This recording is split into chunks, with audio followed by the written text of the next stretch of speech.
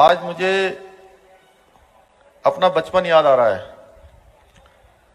कि मैं जब छोटा था, यहाँ 4-5-6 साल का, तो उस समय ये जौलजीबी का मेला जब शुरू होता था तो बड़ी धूम रहती थी, बड़ी लोग रात रात को मेले में आते थे। मैं तो छोटा था, मैं तो नहीं आता था, लेकिन मैं देखता था कि जो हमसे बड़े होते थे, काफी लोग रात को मेले में आते थे और कई दिनों तक मेले में रहते थे। कई दिनों तक मेले में आते थे। ये मेला निश्चित रूप से हमारी बहुत बड़ी सांस्कृतिक धरोहर है और इसके साथ साथ भारत नेपाल सीमा का ये मेला हमारे भारत और नेपाल के मैत्री संबंधों का भी एक बहुत बड़ा, मैं कहूं कि एक सेतु का काम करता है।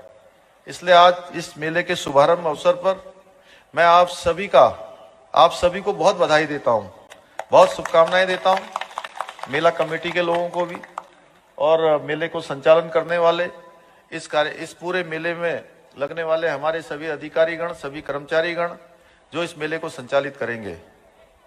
भाइयों बहनों, मैंने पिछले 4 जुलाई से उत्तराखंड सरकार में मुख्य सेवक के रूप में काम करना शुरू किया है और 4 महीने में हमने 400 से भी ज्यादा, आदरणीय बिसंदा हमारे यहाँ मंच पर हैं, ये भी उस कैबिनेट में हम लोग सब साथ में रहते हैं, सब साथ में बैठते हैं, 400 से भी ज्यादा फैसले हमने लिए हैं अभी तक।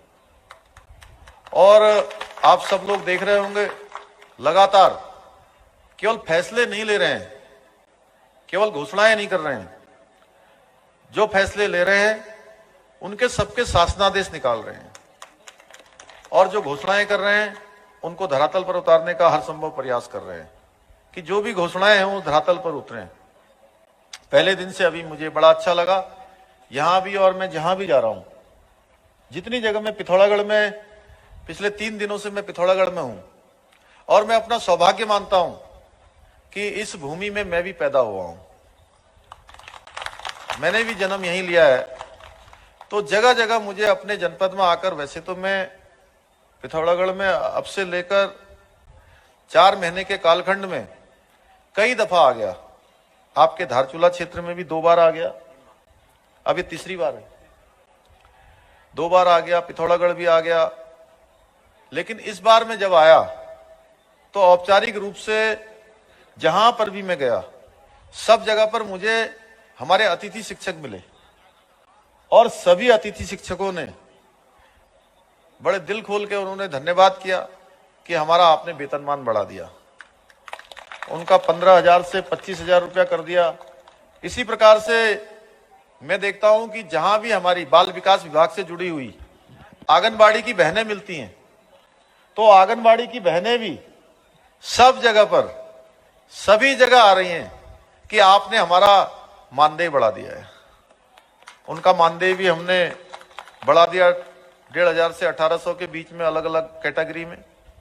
इसी प्रकार से एक और बड़ा अच्छा लगता है, अभी मैंने थोड़ी देर पहले उन्होंने मुझे एक जो है मफलर दिया वहां पर, स्वयं सहायता समूह की बहनों ने। तो वो स्वयं सहायता समूह की बहनें, चूंकि वो बहुत ही अच्छा काम कर रही हैं, सब जगह पर अपना तो रोजगार करती हैं, अपने रोजगार के साथ साथ और भी कई लोगों को रोजगार से जुड़ने का काम करती हैं और लाखों लोगों को रोजगार देती हैं। हमने कहा इन बहनों की हर संभव सहायता होनी चाहिए, हर संभव इनकी मदद होनी चाहिए। हम जो भी कर पाए कम है। सरकार के पास भी, चूंकि अभी हरीश भाई बहुत सारी चीजें गिना रहे थे, मैं भी चाहता हूं कि कनार तक रोड जाए, उसके लिए हमने सारी व्यवस्थाएं की हैं और वन विभाग से भी एनओसी हमने प्राप्त कर ली है और जल्दी हम कोशिश करेंगे कि कनार की रोड का भी जो है काम शुरू हो। लेकिन उसके बावजूद भी सरकार के पास बहुत सीमित संसाधन है और सीमित संसाधन इसलिए भी हो गए हैं कि पिछले 1.5 सालों से पूरी दुनिया के अंदर ये कोरोना महामारी आ गई और कोरोना महामारी में हमारे जो राजस्व की प्राप्ति है, जो जो पैसा सरकार को मिलता है विभिन्न प्रकार के टैक्सों से, विभिन्न प्रकार के उपक्रमों से, विभिन्न विभागों से, वो सारा का सारा कम हो गया। इसका सारा रोटेशन गड़बड़ा गया है। लेकिन उसके बावजूद भी हमने कहा कि ऐसी बहनें जो हमारी स्वयं सहायता समूह में काम करती हैं, अपने साथ साथ औरों को भी रोजगार देने का काम करती हैं, उनको किसी प्रकार की इस परेशानी में उनके हाथ पैर लड़खड़ाने नहीं चाहिए, वो अपने पैरों पर मजबूती से खड़ी रहनी चाहिए। उनके लिए हमने 119 करोड़ रुपए का पैकेज घोषित किया, जिसमें उनका आगे का पीछे का हमने जो ब्याज था, ऋण था, उसको उस शुल्क को माफ कर दिया। उसके साथ साथ उनके लिए 3 लाख से लेकर 5 लाख रुपए तक का जो ऋण है वो बिना किसी ब्याज के देने की हमने व्यवस्था कर दी है, क्योंकि वो अपना रोजगार कर पाए।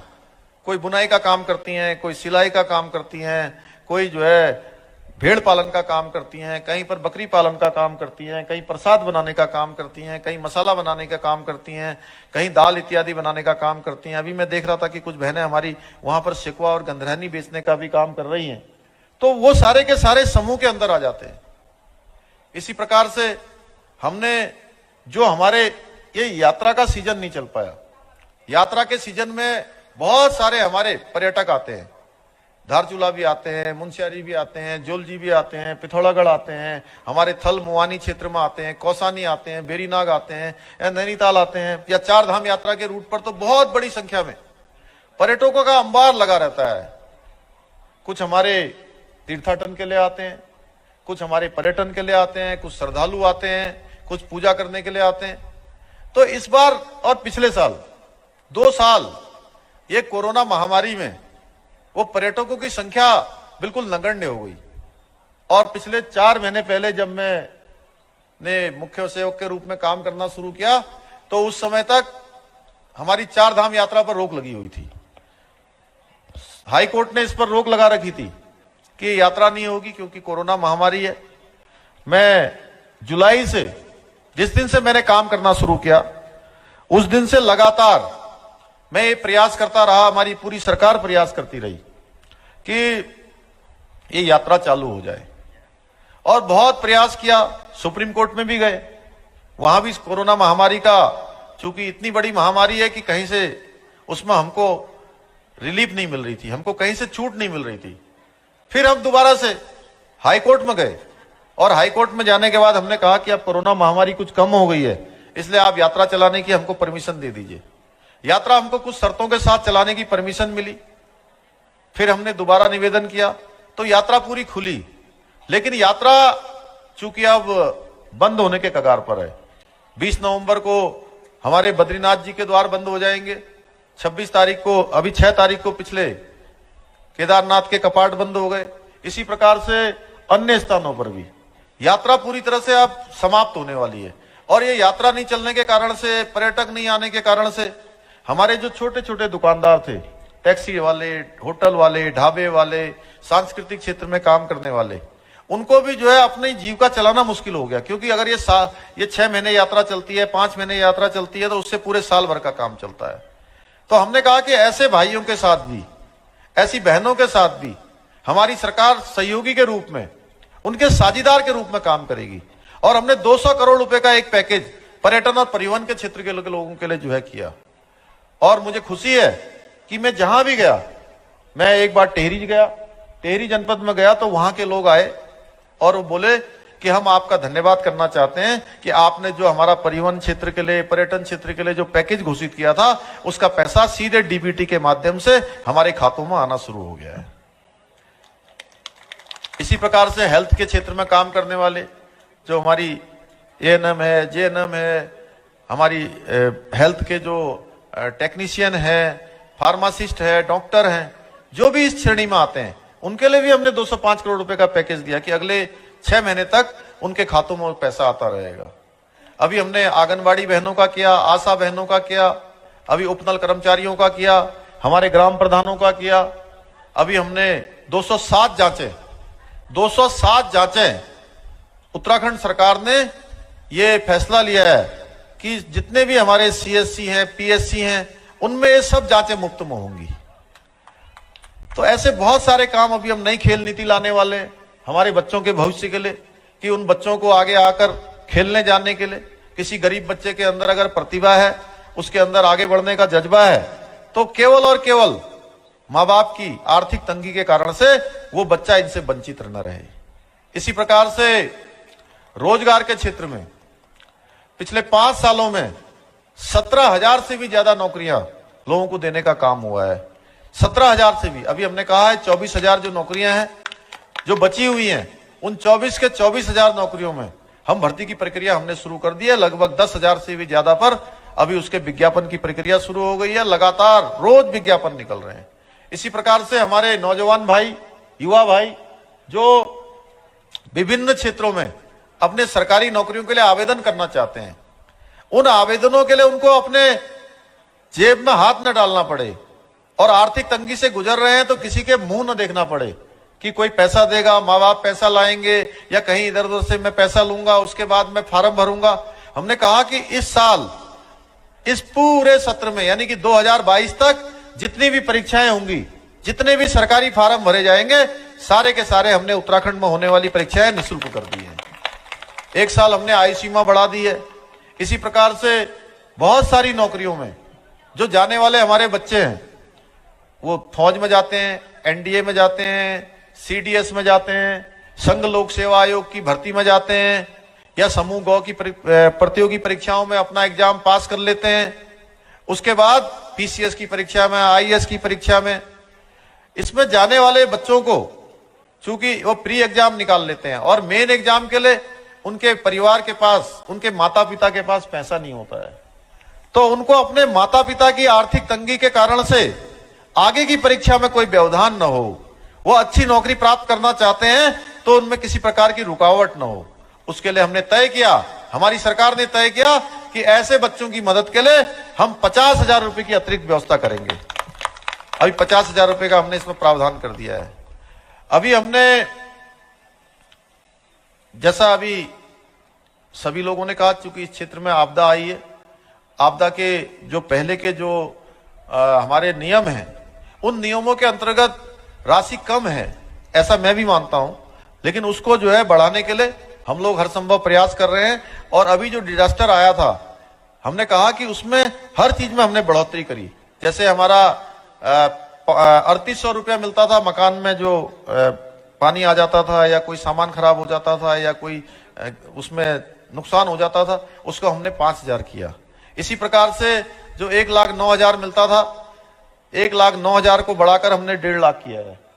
और इस सभी में, सभी मानकों में थोड़ा थोड़ा बढ़ाया है। और वो पैसा चूंकि भारत सरकार के नियम पहले से बने हुए हैं, वो पूरे देश के लिए बने हुए हैं, उनमें हम चूंकि अपने यहां से जो जोड़ सकते थे हमने जोड़ने का प्रयास किया है। और जो आपदा यहां पर आती है हर साल, बहुत नुकसान इससे होता है। इस बार की आपदा में जो अभी आपदा आई है उसमें भी सैकड़ों लोगों की जान गई है। तमाम हमारा जान माल का, हमारे जानवरों का, खेती का, किसानों का, भूमि का, सड़कों का, पुलों का बहुत बड़ी मात्रा में नुकसान हुआ है। और इस बार की जो 18-19 तारीख की जो आपदा आई थी अक्टूबर के महीने में, ये आपदा ने बरसात के ही रिकॉर्ड नहीं तोड़े, बल्कि इस आपदा ने सारे नुकसान के भी रिकॉर्ड तोड़ दिए, सारे नुकसान के रिकॉर्ड टूटे हैं। लेकिन मैं देश के प्रधानमंत्री जी का धन्यवाद करना चाहता हूं कि जैसे ही जिस दिन आपदा आई, अगले दिन माननीय नरेंद्र मोदी जी का फोन मेरे पास आया। उन्होंने मुझसे पूछा कि कितना नुकसान हुआ है, किस प्रकार की बचाव की कार्रवाई चल रही है। मैंने विस्तार से उनको बताया कि हम अपने स्तर से हर संभव कोशिश कर रहे हैं, लोगों के बीच में जाने की कोशिश कर रहे हैं। शासन प्रशासन के स्तर पर हमने अलर्ट किया हुआ है। हमने 4 धाम में जितने यात्री आए हैं, पूरे यात्रियों को कह दिया है कि 1 दिन की यात्रा रोक दें। स्कूल कॉलेज हमने सब बंद करवा दिए हैं। हमारा सारा प्रशासन अलर्ट मोड में है। लेकिन यहां पर चूंकि बहुत सारी जगह पर बहुत सारे लोग फंस गए हैं, तो उनको निकालना है। और उनको निकालने के लिए सामान्य हेलीकॉप्टर यहां पर निकाल नहीं पा रहे। जो आपदा में हमने आपके यहां भी लगाए थे, वो हेलीकॉप्टरों से काम नहीं चल रहा है। तो मैं आपसे अनुरोध करता हूं कि आप यहां पर सेना के हेलीकॉप्टर भेज दिए। प्रधानमंत्री जी ने 2 घंटे के अंदर 3 हेलीकॉप्टर यहां पर भेज दिए, जिसके कारण से हमने लगभग 500 लोगों की जान बचाने का काम उन हेलीकॉप्टरों से, 500 से भी ज्यादा लोगों का। अगले दिन गृह मंत्री जी आए, पूरे दिन भर गृह मंत्री जी ने पूरे उत्तराखंड का सर्वेक्षण किया, पूरी यहां पर बैठक की। उनसे मैंने अनुरोध किया कि हर वर्ष यहां पर आपदा आती है, हर साल हमारे यहाँ पर भूस्खलन हो जाता है, हर साल जलवायु इस प्रकार की है, यहाँ की भौगोलिक परिस्थिति इतनी कठिन है कि हम जानते हैं एलागाड़ जुम्मा में किस प्रकार की परेशानी है। अन्य वहां पर अभी तक गुंजी तक का मार्ग हमारा खुल नहीं पाया है। तमाम जो तोक है हमारे अभी अभी बन नहीं पा रहे हैं। बहुत सारी जगह पर अभी भी सड़कें टूटी हुई है या बह गई है, वो जुड़ नहीं पा रही है। हमारा पूरा प्रयास है कि जल्दी से जल्दी उसको जोड़े, लेकिन हर साल आने वाली आपदाओं से हम कैसे निपट सकते हैं, कैसे हम उसका सामना कर सकते हैं। तो मैंने कहा कि एक बड़ा रिसर्च सेंटर, एक अनुसंधान केंद्र उत्तराखंड के अंदर होना चाहिए, जो उत्तराखंड के साथ साथ पूरे हिंदुस्तान के काम आए। इसका प्रस्ताव हमने दे दिया है, जल्दी ही उस पर काम करेंगे। आज पूरी दुनिया नरेंद्र मोदी जी के नेतृत्व को मान रही है। पूरी हिंदुस्तान का मान सम्मान और स्वाभिमान और पहचान पूरी दुनिया के अंदर बढ़ी है। आज पूरी दुनिया इस बात का लोहा मान रही है। आप देखते हैं एक तरफ यहां पर नेपाल है, दूसरी तरफ हमारे चीन है। जब भी हम सब लोग इस क्षेत्र के रहने वाले लोग, इस सीमांत क्षेत्र के रहने वाले लोग, हर किसी के घर से एक न एक व्यक्ति फौज में है। किसी का मामा फौज में है, किसी का भांजा फौज में है, किसी का ताऊ फौज में है, किसी का चाचा फौज में है। हर घर से एक दूसरे घर छोड़ के तीसरे घर से जरूर फौज में होते हैं। और हम सब लोग राष्ट्रवादी लोग हैं। जब भी हम देखते थे, आप देखते होंगे कभी चीन की बात आती थी, क्योंकि पहले तो यहां व्यापार भी चलता था। तो कभी भी 1962 के बाद ऐसा एक हमारे मन में संदेह पैदा हो गया कि अरे चीन से युद्ध होगा, चीन की सेना आगे बढ़ेगी तो हमारी सेना क्या करेगी। सेना तो हमारी हमेशा से वीर रही, हमेशा से जो है हमारी सेना का जो इतिहास है, अदम्य वीरता और साहस का जो इतिहास है उस सेना का, भारत की सेना पूरी दुनिया में अपने आप में सर्वश्रेष्ठ सेनाओं के रूप में जानी जाती है। लेकिन उसके बावजूद भी हमारे मन में संदेह पैदा होता था। इस बार गलवान घाटी के अंदर जब आपने देखा कि वहां के सैकड़ों सैनिक, उन्होंने अचानक हमारे सैनिकों पर हमला कर दिया और हमारे सैनिकों ने भी उनके छक्के छुड़ा दिए। हमारे 20 सैनिक शहीद हुए, लेकिन उनके सैकड़ों सैनिकों को उन्होंने शहीद कर दिया। उन सैनिकों को वहीं पर मार गिराया और आज तक भी चीन की सेना ने उसका जो है कोई भी रिकॉर्ड नहीं बताया कि कितने सैनिक वहां पर हताहत हुए। अगले दिन नरेंद्र मोदी जी ने वहीं सियाचिन के अंदर जाकर पूरे देश को नहीं, पूरी दुनिया को वहां से एक संदेश देने का काम किया कि अब भारत मजबूत भारत है, अब भारत शक्तिशाली भारत है। अब कोई भी यहां की तरफ देखना तो दूर, अगर यहां की ओर दिशा भी करेगा तो उसके छक्के छुड़ा दिए जाएंगे, उसके होश ठिकाने लगा दिए जाएंगे। क्योंकि आज हमारे देश के अंदर ऐसा नेतृत्व है कि जो अपनी होली, अपनी दिवाली, अपना जन्मदिन, अपना कोई भी शुभ कार्य होता है तो वो कहीं प्रधानमंत्री निवास के अंदर नहीं मनाते हैं, वो अपने दोस्तों और मित्रों के साथ नहीं मनाते हैं। वो अगर अपनी होली दिवाली कहीं मनाते हैं तो हमारे उन जवानों के बीच में मनाते हैं जो -डिग्री तापमान में देश की रक्षा के लिए 24 घंटे काम कर रहे हैं। थोड़ा अंदाजा लगाइए, अभी सवेरे हम जब 6 बजे उठे होंगे, 5 बजे उठे होंगे, तो कितनी ठंड हो रही थी यहां पर। मैं अपने पैतृक गांव में था, हड़कोला में, बहुत ठंडा था। मैंने इसके ऊपर भी जैकेट पहन रखा था, ऊपर से टोपी पहन रखी थी, मफलर ओढ़ रखा था। जबकि यहां का तापमान कितना होगा बिसंदा इस समय में? 3-4 डिग्री होगा, कितना होगा? 3-4 डिग्री तापमान होगा। अब सोचिए 3-4 डिग्री तापमान में हमको इतनी ठंड लग रही है, और जो हमारे देश के हमारे भाई जो हमारे -40 डिग्री तापमान पर काम कर रहे हैं, तो उनके मनोबल को बढ़ाने का काम किसने करना है? उनके मनोबल को बढ़ाने का काम जो हमारे देश के प्रधानमंत्री जी बढ़ा रहे हैं, वही हमने बढ़ाने का काम करना है। मैं आज के अवसर पर, चूंकि आप सबके बीच में आकर इस भूमि से मेरा बड़ा जुड़ाव है, और जुड़ाव क्यों ना हो, क्योंकि ये हमारे पुरखों की भूमि है।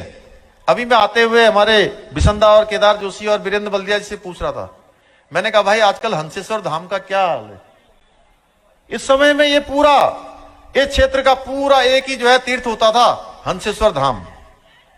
और बचपन में हम कहानी भी सुनते थे कि वहां की जो दीवार बनाई गई है, वो दीवार कहते कि वहां वो जो बाजी रूम है ना, बाजी, वहां वो बाजिल रात में सपन मुनबिर जो है वो दीवार बना दीजिए। कौन होते थे जिनसे बनवाया था केदारनाथ? किससे बनवाया था? है अघोड़ी महाराज है, हंसेश्वर महाराज ने। तो मैं ऐसे हंसेश्वर धाम को नमन करता हूं, प्रणाम करता हूं और आप सबका धन्यवाद करता हूं। यहां पर आप सब लोगों ने मुझे कहा है कि ये कुछ जरूरी काम है। ये चामी से मैथिली तक मोटर मार्ग का निर्माण किया जाएगा बंगापानी में। ऐतिहासिक मेला स्थल जोलजीबी में सामुदायिक स्वास्थ्य केंद्र का निर्माण किया जाएगा। जोलजीबी से बनराजी जनजाति बस्ती किमखोला गाना गांव पचकाना ढूंगातोल मोटर मार्ग का निर्माण किया जाएगा। मवानी दवानी से बाणी धामी मोटर मार्ग का निर्माण किया जाएगा। बसंतकोट से मुंगरधार उच्चेती नीलम मोटर मार्ग का निर्माण किया जाएगा। सिमगढ़ नदी के दाईं ओर स्थित घटन नासनी बाढ़ सुरक्षा हेतु तटबंध का काम किया जाएगा। विकासखंड मुंशियारी बरारगाड़ के दाईं ओर खेत बराड़ गांव में सुरक्षा हेतु तटबंध का निर्माण किया जाएगा। एलोपैथिक अस्पताल चिकित्सा तेजम का उच्चीकरण किया जाएगा। मल्लाधार मडल किया मोटर मार्ग का निर्माण किया जाएगा। बलमरा से बसोरा सलियाड़ी मोटर मार्ग का निर्माण किया जाएगा। नौला पब्लिक स्कूल और जुम्मा को अनुदान सूची में करने हेतु काम किया जाएगा। एलोपैथिक हॉस्पिटल बरम हेतु भी कार्रवाई की जाएगी। धारचूला ग्राम पंचायत पागला में स्वास्थ्य केंद्र के खुलने हेतु कार्रवाई की जाएगी। धारचूला मुंशियारी विधानसभा के मुंशियारी को चूंकि वहां पर लोग सहमत होंगे तो उनके लिए जो नगर पंचायत या नगर पालिका जो भी बन सकती होगी, जो भी उसके नियमों में आएगा उसका बनाने हेतु कार्रवाई की जाएगी। और आज के अवसर पर चूंकि आप सबके बीच में से बहुत सारी चीजें इसमें आई हैं, मेले के अनुदान के लिए कहा है, मैं मेले के अनुदान के लिए 2 लाख रुपए की मैं घोषणा करता हूं कि 2 लाख रुपए यहां से मेले के लिए दिए जाएंगे। जोलजीबी में बुनकर भवन सुविधा भवन हेतु निर्माण कार्य किया जाएगा। तो आज के अवसर पर आप सब लोगों के द्वारा बहुत सारी एप्लीकेशन, बहुत सारे पत्र यहाँ पर आए हुए हैं, बहुत सारे पत्र आए हुए हैं। उन सभी पत्रों पर कार्रवाई की जाएगी और मैं आपको विश्वास दिलाता हूं कि आज हिंदुस्तान को जिस प्रकार से आगे बढ़ाने के लिए हमारे देश के यशस्वी प्रधानमंत्री जी नरेंद्र मोदी जी काम कर रहे हैं और उन्होंने कहा है कि आने वाला जो ये दशक है, ये 2020 से लेकर 30 का दशक, ये तीसरा दशक उत्तराखंड का दशक होगा, यानी कि आप सबका दशक होगा। उस दशक को बनाने के लिए हम सभी लोगों को आगे आना होगा और प्रधानमंत्री जी की सोच, उस सोच के साथ हमको चलना होगा, क्योंकि प्रधानमंत्री जी का हमारे उत्तराखंड के साथ विशेष लगाव है, उनका एक विशेष प्रकार का जुड़ाव है। यहाँ के हर क्षेत्र के बारे में वो जानते हैं, इसीलिए उन्होंने यहाँ पर 4 धाम परियोजना की रोडें दी है। भारतमाला श्रृंखला में आगे आने वाले समय में पूरा उत्तराखंड जुड़ने वाला है। रेल कनेक्टिविटी के क्षेत्र में रेल बनने वाली है, टनकपुर से बागेश्वर रेल लाइन जुड़ रही है जो हमारे पिथौरागढ़ के घाट तक जुड़ेगी। इसके अलावा हवाई कनेक्टिविटी के क्षेत्र में भी हम लोग काम कर रहे हैं। तो मैं आज के अवसर पर आप मेले के लिए आप कह रहे हैं बिसंदा की हमारे अनुदान की घोषणा करिए, मैं 5 लाख रुपए अनुदान की घोषणा करता हूं। आप सबका बहुत बहुत धन्यवाद। टेढ़े मेढ़े रास्ते मगर सीधे सच्चे लोग, सियासत के गलियारे और दिलकश नजारे, देवभूमि उत्तराखंड की हर खबरें होने न देंगे आपको कमजोर। सच का आईना लिए हम हैं K24।